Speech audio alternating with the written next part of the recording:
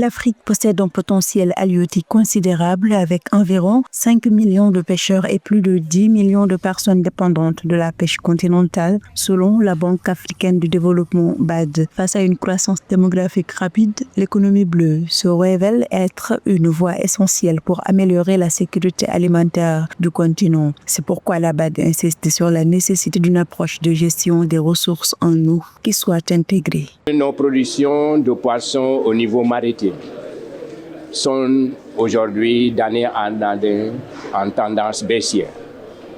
La seule alternative que nous avons au Sénégal, comme au niveau de l'Afrique tout entière, c'est de faire en sorte que la production de l'aquaculture, de manière générale, toutes espèces confondues, puisse aujourd'hui permettre de pérenniser en fait cette consommation, de consolider cette consommation de poissons, du riz au poisson, mais de pérenniser ça et de rendre ça durable dans l'avenir. Assurant 60 à 70% de la production halieutique du continent, la pêche artisanale est un pilier socio-économique vital pour l'Afrique, garantissant une part significative de la production mondiale de produits aquatiques, soit 13,1 millions de tonnes en 2022 selon la FAO. Ce secteur fait vivre directement 10 millions de personnes et fournit environ 22% des protéines animales consommées, soulignant son rôle crucial dans la sécurité alimentaire.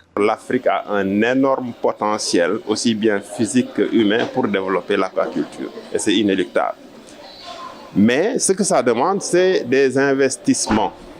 Ça demande des investissements importants, mais qui vont avoir également des retombées importantes, aussi bien en termes de sécurité alimentaire, en termes de production aquacole, en termes de création d'emplois et également sur la santé humaine.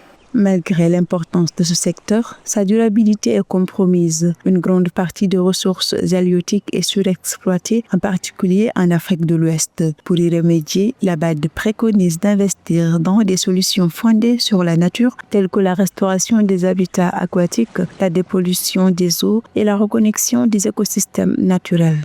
La pêche illicite, non déclarée et non réglementée reste une menace constante en raison de la capacité insuffisante sous forme de ressources physiques, de technologies et de compétences à déployer dans la lutte. On estime que le Kenya perd jusqu'à 45 milliards de shillings par an à cause de la pêche INN. Le renforcement des infrastructures de transformation et de commercialisation, comme les ports, les chaînes de froid et des coopératives locales, permet de réduire les pertes post-capture, d'augmenter les revenus des pêcheurs et d'améliorer l'accès aux produits de la mer, contribuant ainsi à la sécurité alimentaire et au développement économique du continent.